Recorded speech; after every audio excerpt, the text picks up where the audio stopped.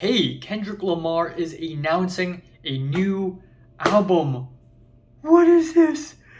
Is this real life? What's up, it's a culture detective here investigating your favorite albums. And today I'm going to be doing an album review on the new Billy Woods album, Aethiopes. Yeah. So Billy Woods, rapper, poet, lyricist, storyteller, he is back with another album. Pretty much every single year he releases a project of sorts. Back in 2017, he released Known Unknowns, and this is my first contact with the music of Billy Woods.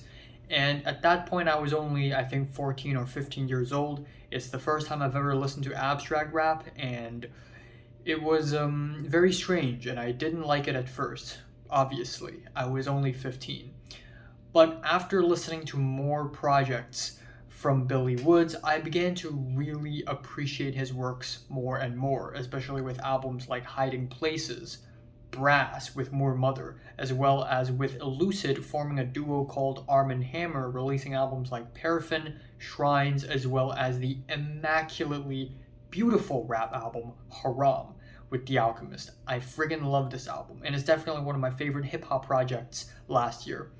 But without waiting long, we have a new Billy Woods album, Aethiopes, and it is another heaping helping of dark, obscure, eclectic, and ominous abstract rap, and I like that kind of stuff. I mean, just looking at this album cover really says a lot about what this album is going for. This isn't your average rap album. This album deals with so much history and socio-political commentary.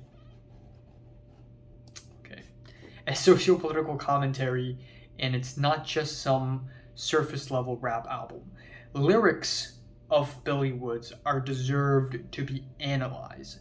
And I'm going to be honest here, I'm no expert in analyzing lyrics, especially from a writer that is as good as Billy Woods, so I may not be able to get into a lot of the deep details of this album, but still, there is so much to unfold lyrically on this album.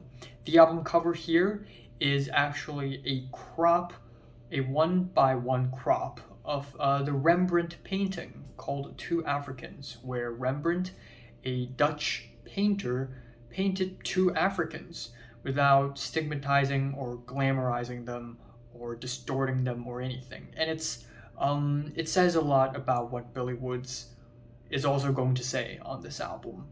So we have the album opener Asylum, which has the dusty, disheveled guitars, pianos, and drums, very abstract instrumentation produced by DJ Preservation, who also produces every single track on the album. And lyrically, he writes about a boy's experience, probably his own experience growing up in Zimbabwe, because apparently Billy Woods partially spent his childhood in Zimbabwe, and he has faced many different odd situations. And the way Billy Woods writes about them in such great detail and great poignancy, it just goes to show how brilliant of a storyteller Billy Woods is. And then we have the track No Hard Feelings, which is about the phrase no hard feelings. And Billy Woods cleverly likens no hard feelings with it scars when you're done healing. And the track has a drumless beat and with blaring horns, but I think given the brevity of the track and given that the whole track is dedicated to this one phrase, I think it kind of fits well tonally. And then we have the track Wharves with the loose percussion, the tribal bells. It's very surreal and strange, and lyrically it deals with European colonization, how these European colonizers came to the USA, or not the USA, to America with ships full of diseases because they introduced everything from smallpox to measles to this land and had brought slaves, and how it has heavily affected everyone's lives in the USA still to this date and until the foreseeable future. The track Savage is a track with spacey, abstract, shoddy beats, And Boldy James is featured on this track, and he gives a solid feature. Next up, we have the Doldrums, which also lyrically deals with living the street life. This time, this track talks about the psychological dangers of living that dangerous lifestyle. Billy Woods on this track raps in a very slow flow, and once again, the beat of this track borders on avant-garde because it's so spotty and disheveled and fragmented. Next up, we have NYNEX featuring Elucid and Quelle Chris, as well as there are multiple people featured on this album, as well as Denmark Vesey. And this track features amazing performances from everyone. Elucid, Quelle Chris, Billy Woods, and Denmark Vesey all provide great verses, great features, and great lyrics. The instrumentals feel like a chopped up and broken soundtrack for some 70s blaxploitation film, and it's very interesting. The track Christine refers to the Stephen King novel of the same name, and it is about haunted, murderous cars. And this track is both instrumentally and lyrically brooding and dark, even though overall, in the grander scheme of things, I don't think this track is all that memorable or anything.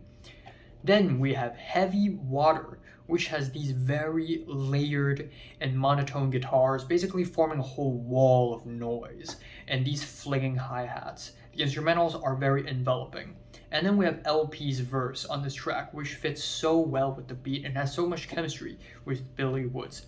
The track Haarlem has the very nicely sampled guitars and film samples as well, and then that is followed with Versailles, which of course refers to Versailles, an area near Paris, which also has a lot of history of racism and slavery and exploitation.